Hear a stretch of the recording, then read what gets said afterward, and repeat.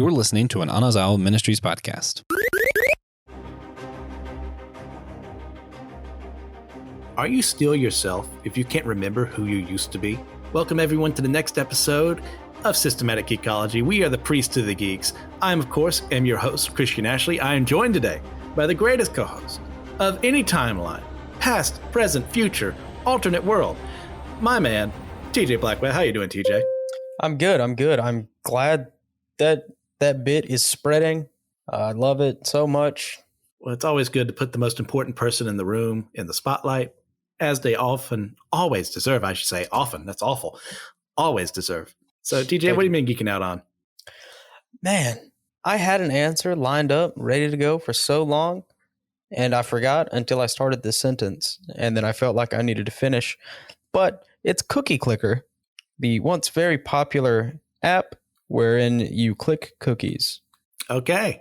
Love it. Loving it. Great time. It's like Adventure Capitalist, the game, if you've played that before, except you're not trying to make money, just cookies. Excellent. I've solved world hunger. I too had an answer until I asked the question myself. So we're mutually in that realm there. So I'm going to say, I probably said it before, but I'll say it again. I watched the last episode of Vinland Saga yesterday, and that was one of the best episodes I have ever seen in anime, period, showing Thorfinn's journey to come at the start at peace with himself and then say, I'm going to head on this new path and reject the person I used to be. Love it. Incredible show. Guys, If you're not watching Vinland Saga, ignore this in anime. Just go watch it. Yeah. Formative piece of media. Truly incredible. Most definitely. So our topic of discussion today, for those of you who didn't read the episode description, is Knights of the Old Republic, specifically the first game. Now, TJ, would you like to let the good people know what the Knights of the Old Republic is? Oh, Star Wars Knights of the Old Republic is, to this day, no worse than the third best Star Wars game of all time, where you take control of, you know what? Spoiler warning, the game is 20 years old. Have at it. You play as Revan. You don't know you're Revan. It's awesome. It's great. Knights of the Old Republic is one of those games. When I first played it, I hated it. I didn't like the turn-based system. I had to get used to it. But as I kept going, it's like, oh my gosh, this is one of the best Star Wars stories ever told. In my opinion, this is behind 2. When we get to that, that is my favorite game, spoilers of all time. Yep. But the original is well worth the check, even all these years later. Like, I replayed it a year or 2 ago and still found things that I hadn't done after all this time. So much fun. But it's essentially, we are about a little 3,960 some years before the events of A New Hope, where we've had a Mandalorian war where the Jedi rose up to fight against them, but we also had a schism between the Jedi as Sith secrets were leaked to the Jedi. Some of them fell to the dark side. Now we're at a Jedi civil war, and we find ourselves above the planet of Terrace, where we're trying to fight against Dark Revan. In a cutscene, Bastila, the main Jedi at this moment, is trying to make sure he can't take over the entire galaxy. And then suddenly we find ourselves, later on, I'm mixing scenes. That happened before all this. We're actually fighting Malak in the original opening. And then we ourselves, the player character, end up on the city of the planet of Terrace, where we eventually find out who we are along the way. You can be a Jedi. You can be a smuggler. You can be someone who just uses blasters all day long, or just use the Force and not even a lightsaber. Knights of the Old Republic adds a lot of variety, and it's phenomenal. Yeah, it really is one of the best role-playing games of all time, in my opinion. I love the turn-based system. It was like my first introduction to like random number generator, as in a D20, because that's actually what's happening when you attack something in this game. It rolls a digital D20 and adds your bonuses. It's great. And when I found that out, I had an epiphany and realized that maybe math's not that bad. I was wrong, but it was good to have that experience. Yeah, I had that same experience too, outside of the math is good, because I've never believed that once in my life. But learning how the system actually worked over time. So that's why I missed that attack. Oh, this is why I succeeded in this, skill check. Okay, that makes a lot more sense than it just seems random to me. No, it's a dice roll. And yeah, that's randomness in itself, you could say, but at least I know the mechanism behind it rather than this vague whatever. So, TJ, how did you find yourself diving into the world of KOTOR?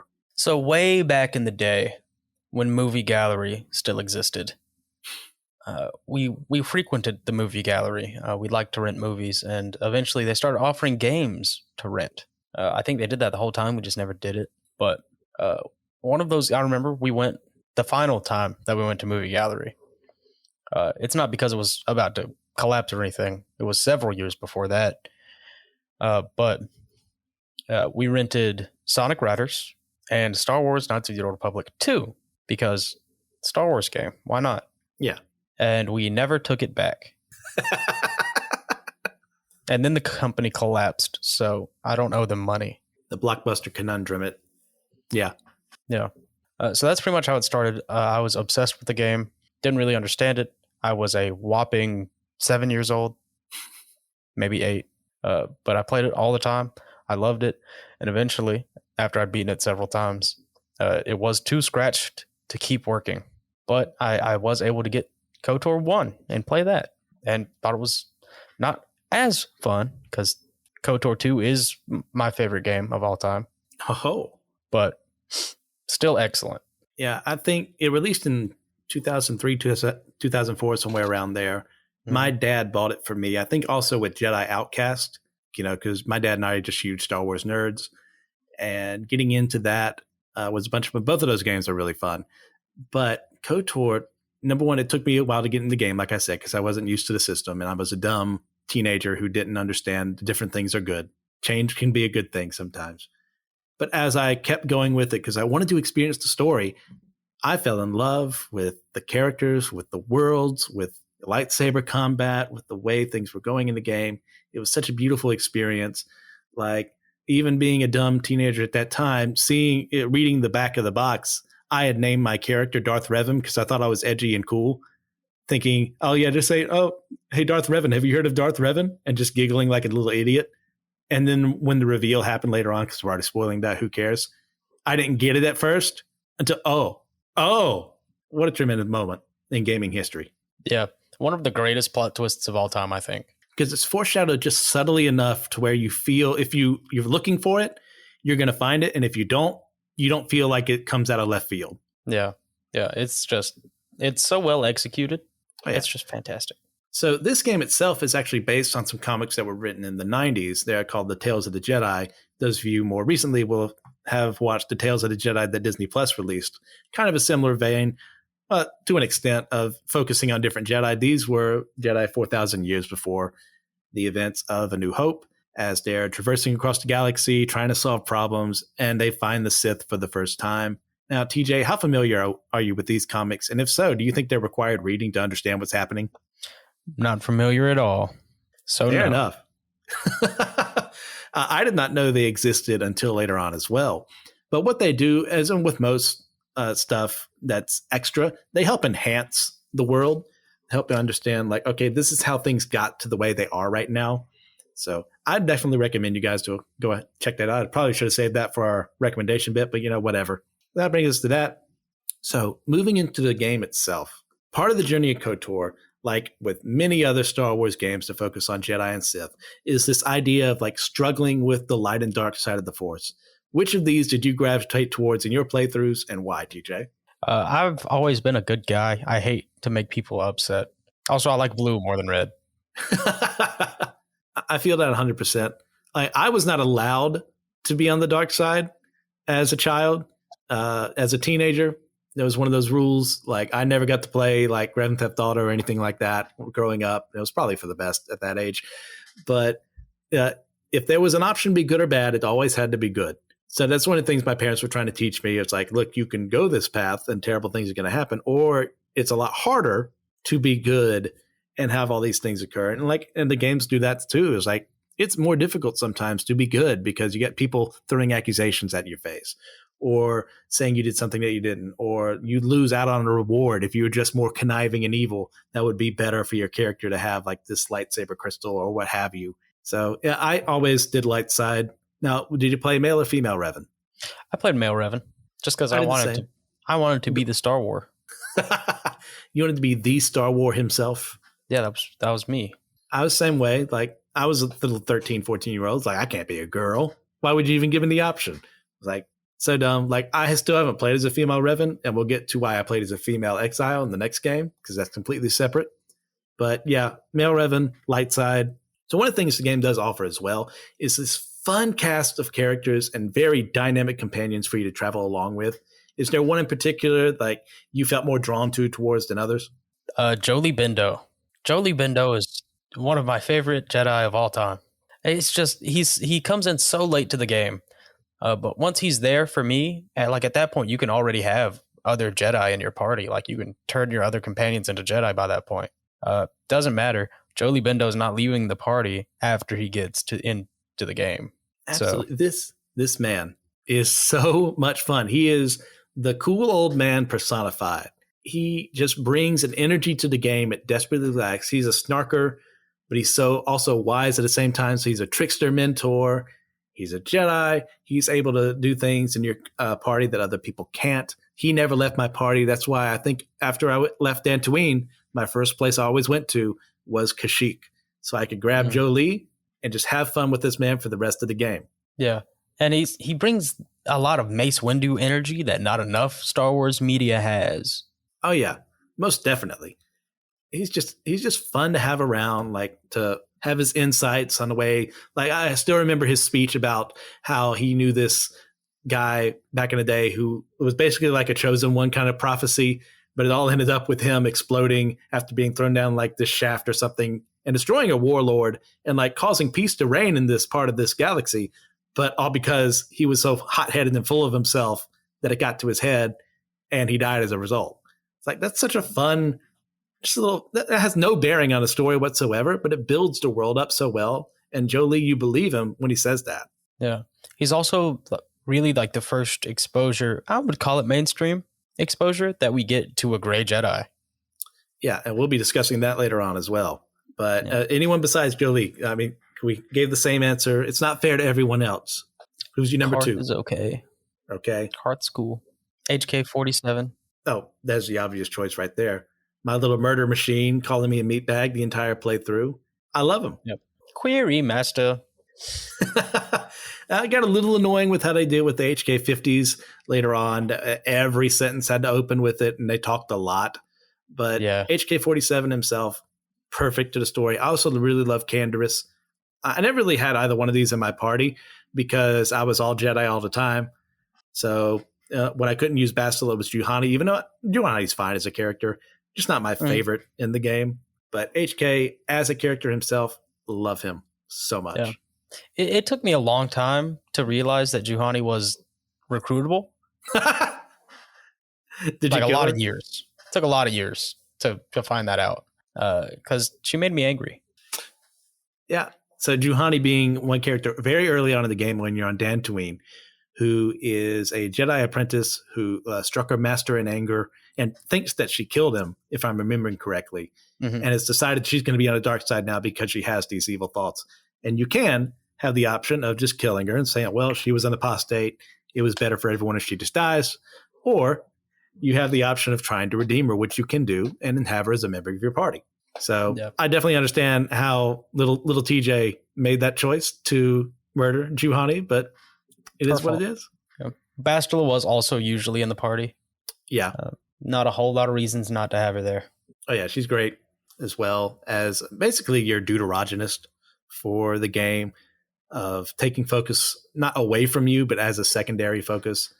She learns a lot in this game. And then if you see how she essentially made you, as we get to that later on, it's a very huge character moment for her as whether or not she falls as well and whether you can bring her back to the light or choose to remain there with her in the dark side. Yeah. So moving on from that, one of the other cool things about this game is your ability to explore the Star Wars galaxy. And exploring other planets has just been one of those things you really want to do. You just want to stay on Coruscant the whole game. You don't want to stay on Naboo the whole game. You get to visit 8 planets with the Yavin 4 DLC, which I think is included in all KOTOR 1 packs right now. Do you have a favorite planet you go to, TJ? Yeah, my favorite planet is probably Manon. Okay. I love Manon. I Wow. like sea creatures a lot. I'm rocking with swimming animals. And Manon is gorgeous. I mean, really stunning. This is our first point of contention this entire time, because I was going to ask who your least favorite was. I'll say there's not a lot to do there. It's the only downside. Manon's story is not long enough. I wish you could spend more time there. I wish more happened there. But it's not my favorite. Big fan of the ocean. I like the lore that it brings, but I'll get to my least favorites later. We're talking about favorites right now. And other than just, I mean, it's fun to explore Dantooine. My favorite is actually Korriban because of all the things you can do there. Like you can even redeem a Sith Lord from over 1,000 years ago if you play your cards right. That is astonishing. Well, I mean, he may be a Dark Jedi. I can't remember exactly. But the fact that you can do that, you can explore all these tombs. It's the archaeology, the Indiana Jones part of Star Wars. That's a lot of fun. And to manipulate both Uthar Wynn and, oh gosh, what is her name? The Twi'lek, Utharaban? Mission. No, Mission is our, I think it's Utharaban and, no, whatever. There's a Twi'lek and another guy, and they're the heads of the Sith Academy there. Oh. And you can play them together against each other and even redeem her in the end because she used to be a former Jedi. And it's so fun. Like you can pit the Sith against each other while still being on the light side. And I love that you can do something so complex as that because normally it'd be like, oh, well, they're evil and Sith, therefore I have to kill them. So I love Korriban. That's my favorite. What's your least favorite, TJ? Yeah, I would say, to be fair, Korriban is a very close second favorite because there's just so much to do. But I'm really not sure if I have a least favorite. At this point, I would say it's going to be Terrace because I have to do it every time. And it's so long and it gets so boring. I could play Terrace with my eyes closed probably. I replay it once a year and for the first hour every time, sometimes 2 hours because I get a little forgetful. I'm like, man, when does this planet end? I feel you 100% there. It's not my least favorite, but it kind of feels like Paragus does in KOTOR 2. To be like, can I please skip ahead? I have done this over and over again with a low level and not as good weapons. And just let me get to Telos or what have you. Let me get to Dantooine if we're talking KOTOR 1 specifically. But actually, my least favorite, as I hinted before, is Manon.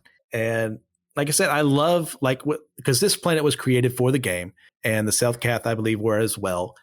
And it brings a rich lore. As someone who really loves reading into the lore a little more than he should, I love Legends canon. I love what they bring in with Manon, with the Kolto, and having them being neutral in this war between Sith and Jedi. But that's also one of his big hindrances to me, because like having to navigate the government there and staying on your best behavior the whole time, I hated it. And the murder trial as well you have to do, not as fun to me, as well as having to, when you're on the sea floor, as cool as it looks, as slow as you walk. Haste. Even with that, I just want to be done with it by the very end. always have master level haste before I go to Manon. And that would be a good reason to have it right there, because those segments can take forever. Mm-hmm. And especially when you're having to fight out with those Kolto sharks or whatever they are. Yeah, with your little sonic emitter. Yeah. No, I love Manon. I love the bureaucracy part. It's also fun to me. I just wish there was more to do there. Fair enough. I do enjoy when you go back for, what is it, the Geno Hadron quest line with the guild of like assassins or cabal Illuminati group. Yeah, that you're actually secretly, spoilers for Oblivion as well, like killing the head members of the group for one guy. That was a cool reveal as well. I enjoyed that a lot. Yeah, it's great. I love Manon. So we've already said it blatantly before, but we might as well just keep going. A major reveal in this game is that the player character is none other than Darth Revan, who's essentially been brainwashed by the Jedi to be a weapon against the Sith army he helped create. Now, TJ, I ask you, is it ethical to delete the memories of evil people so that they can reintegrate themselves into society? I would say yes, but okay. I don't think Revan is one of these people. Revan was never evil. How's that? The reason Revan defected to the dark side is because the Jedi weren't willing to fight the Mandalorian War. He knew how to do it. He knew how they could win and save the galaxy from Mandalorian rule. So he took off, learned some Sith secrets, and came back, took a bunch of Jedi, and caused the war himself, or fought the war, basically himself.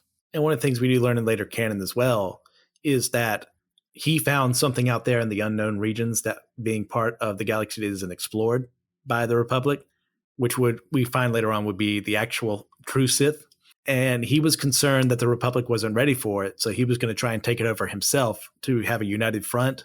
But along the way, you see he kind of loses his path and that he allows these atrocities to happen. Like, sure, Telos gets basically glassed under his command. And then we see it happen to Terrace too in KOTOR 1, Telos being KOTOR 2. And then we get all these atrocities the Sith are committing. Of course, a lot of people are falling to the dark side, abusing the people on their command. So I would say Revan at this point in time is objectively evil, even though he started with the best of intentions. Fallen. Lost his way. There you go. The only planet he blew up twice was Malachor 5. And the second one wasn't even really him. So, yeah. And to be fair, it kind of needed to be blown up after that point. Yeah. But so you think it's okay to do this? Like, say we have, triple homicide. You can either have the rest of your life in jail, or we can change your mind to be this other person. I think if we're letting people choose, then it's definitely ethical. Okay. So allowing a choice in the matter is ethical. But if we say it's governmentally mandated, you have to do this, no more prisons, we just mind wipe people, make them someone new, that's okay? Well, I think that's a little bit more messed up because you're taking away people's agency. I'm a huge fan of freedom of choice. Just put me in jail. I couldn't help but think of this. Have you watched Babylon 5, TJ? As little as possible. That's fair. It's not for everyone. But there is, I want to say in like the third or fourth season, you find this group of priests and monks who end up on the station. And one of them used to be a serial killer.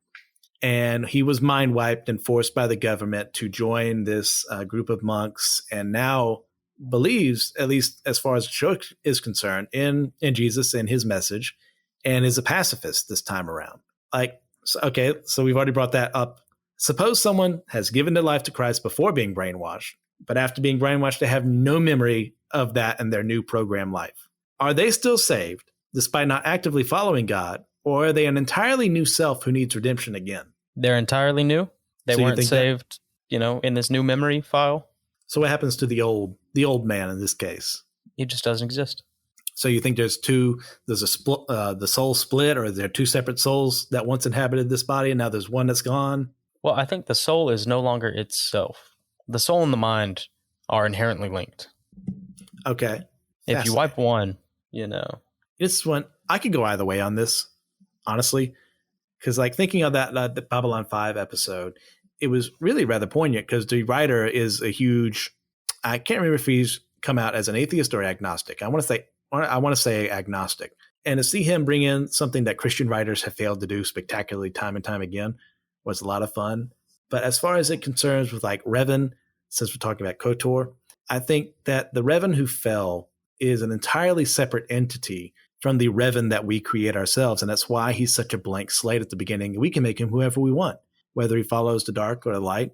And I could see the argument for, say, someone was saved and then they were brainwashed by whatever technology this was, and now they're a completely whole new person. I would see how someone could argue, look, it's over. You need to be born again. Yeah. Yeah. I would say they have to get saved again. What do you guys think? Let us know on our episode discussion thread on Discord to see who's right and who's wrong, or bring in some more Bible to make us both look like fools. We're all for that. Please. Constructive criticism. Yeah. Or more Star Wars Legends books. Oh, we could always discuss more of that. Yeah. So now we're going to talk about the Darth Bane books. Hey, you want to sign up for those episodes? Let's do them later on, Those TJ. are my favorite ones. Those are astonishing. Also written by one of the head writers of KOTOR. Yep. One of my favorite writers, period. Caprician. Carprishan. Yeah. One of those things. Yeah, I said it wrong. Whatever I said, don't say that. He also worked on Mass Effect, too. So, we brought up Legends, but go ahead. In Legends canon, and inside the game itself, the idea of Grey Jedi is explored. Those who use the Force in a way that utilizes both the light side and the dark side. Is such a thing even possible Or will someone who utilizes the darkness always end up succumbing to it? A wise man once said, practice moderation in all things, or something like that. So I think it's definitely possible. We see Mace Windu notably uses some dark side influence, which is especially apparent if you read the Mace Windu book, Shatterpoint.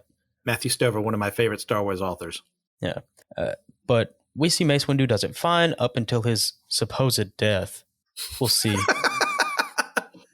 We got a Windu truther over here. Always. And Ahsoka currently is a gray Jedi. That's excellent to bring her up as well as like being explored in the actual canon. Ahsoka is not a Jedi right now, even in the current age. And ever since she left the Jedi Temple, she has been this other thing. She's not been a Sith. She's not a Dark Jedi. She's not a Jedi. I'd argue she is a gray Jedi as well. Mm-hmm. And it's just, gray Jedi exist. Jolie Bendo, my personal favorite one. I wouldn't go so far as to call Mace a gray Jedi, but Ahsoka definitely is. So if you're not into the expanded content, there you go. Ahsoka's your gray Jedi. I think Qui-Gon was on the verge of becoming a gray Jedi right before his death, because I think the way he was seeing the future going when he saw Anakin, like he'd already had these thoughts. And I think Dooku, if Dooku had not had the influence of Emperor Palpatine, could have gone this way as well. But as far as being able to utilize the darkness without succumbing to it, I definitely see it as far as Star Wars is concerned. I say absolutely yes. Now, you bring that into the real world, I'm going to have a little more objections. But as far as light and dark side go, is it really evil if I use Force Lightning to power up a generator? Well, your idea of what Force Lightning is to be used for torture and killing people. But if I use it in this way, is it so wrong? If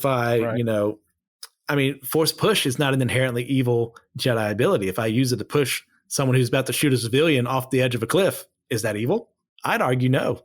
I mean, I brought up Matthew Stover earlier, and my favorite book in all of Star Wars, and in fact, one of my favorite books of all time is Traitor from the New Jedi Order series. And that's one of the questions posed to the main character, Jacen Solo, the twin child of Han and Leia. The original. The real child of Han. Sorry. The actual. This is not a sequel trilogy hating moment, as much as I often tend to go that way. But Jacen in this book is struggling to figure out how to use the Force correctly under the tutelage of Verger, who was actually a member of the old Jedi Order before she disappeared and was taken by the Yuuzhan Vong. I know I'm throwing a lot of proper nouns out your way. We were talking about KOTOR 1, so I'll try not to get too in-depth there. But I love how they play with the idea of you can do these things. Is it so evil if a predator is a couple kilos overweight because it eats more than it's supposed to? Like, is that evil, or is it just eating? Is it just an animal? So I think the same premise can be brought here when it comes to the Jedi, is being able to utilize the dark without falling into it. I mean, because definitely, gameplay, story, and segregation being a thing, you can use Force Lightning. You can use Force destruction and stuff like that as a Jedi, and no one calls you out on it. Yeah, it's just going to cost you more. Yeah. For mechanical So there is reasons. an extra cost. You're right. All that to say, I'm on a side of yes. Now, we're talking about the real world. I'd say we should be a little more cautious whether this ability exists, especially in light of salvation and helping out other people. Like, watch what you're doing. Like, then you get the arguments of, well, it's okay, I just lied so I can make this person look good. Or I just stole that because I just really needed it. And we've already talked too much on this discussion, but let's move on. So, TJ, before we start wrapping things up, is there anything else you'd like to discuss before we do this? Not exactly, but read the Darth Bane books. They're great. And if you haven't played Knights of the Old Republic, it might be one of the easiest Star Wars games to buy and to get into, because you can buy it on your phone. Yep. You can play the entire game on your phone. So do it, please. All right. Well, with that said, how would you rate and review Knights of the Old Republic 1? 9.9. I should have known. I should have known before you open your mouth. Those would be the exact numbers that would leave. Mm-hmm. Okay. Explain your philosophy again to the good people, TJ. Well, I think nothing is perfect. Yes, that's so maddening. I'm going to give it a 9.5 because It's not as polished as what would later come out in KOTOR 2. It's not as the story is fine, but it's not as good as what would have come eventually. So if I have to compare the two, when I'm going to give KOTOR 2 a 10 out of 10 because you're allowed to do that and get away with it, then I'm going to rate this just a little lower. Yeah, that's fair. All right. We've already mentioned some recommendations. You want to throw any other ones out there before we end this episode? Not really. Play Knights of the Old Republic 1 and 2. A solid recommendation. These are stellar games, guys. If you get the chance, grab them. They're so much cheaper now. There's a remake coming out. Supposedly, they just had some issues with the dev leaders, but maybe we just have to wait longer to get to it, which I'm fine with as long as we get a good game. I'd like to see it again with updated graphics. So when that eventually happens, 4 or 5 years from now, I'm all right.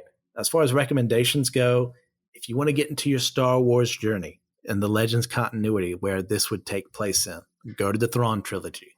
Especially for people right now watching your Mandalorian and Ahsoka's, you may remember Thrawn got name dropped. Watch Rebels, get there to see who he is. But for the Legends continuity, check out the Thrawn trilogy. One of the best trilogies ever written. Mm-hmm. All right, guys. Thank you all for joining us today. This was a fun episode. I'm so glad that we got to talk about it. These games, I'm so passionate about them. I can't wait till we get to our KOTOR 2 episode to talk more about that. TJ will be leading when we eventually get to the MMO. That'll be his way. I'll be there as vocal support because I've never played. I've seen people play, but not played them myself. Yeah. So go ahead. I might check out our web. Yeah. I might honestly just get a guest. I might just bring on a guest. My roommate plays it way more than I do. If that's how it goes, that's how it goes. Guys, check out our website, systematicgeekology.org. You can see our stuff on the shop there. Got some clothes, some mugs, everything that your geeky needs that you're going to need over there. If you like the both of us, or you only like one of us, or you love none of us, and you don't ever want to see an episode that we're on, we have a tab on our website. We can say, they're on this episode. I'm going to avoid that. Or they're on this episode and actually like what they have to say. Check it out over there on the website. As well, I mentioned before, our Discord. Head out that way. Let us know how you feel about this episode in particular or any other ones that you've listened to. We have discussions on anime there. We have discussions on comics there, on the newest Marvel movies, everything. Go out, head to our Discord, join up. As well, join up with our Patreon. This is what keeps the lights on and helps keep us allowing to be able to produce more and more. That hosts the website for us. It comes from the money that comes from Patreon. Thank you all for your support if you are a Patreon member. And as always, we also have episode topic ideas on our website. You can say, hey, you guys haven't discussed this. Are you crazy? This is one of the greatest things I've ever loved. Bring it up. Let us know, and we will probably do it. So guys, remember, we are all the chosen people, a geekdom of priests.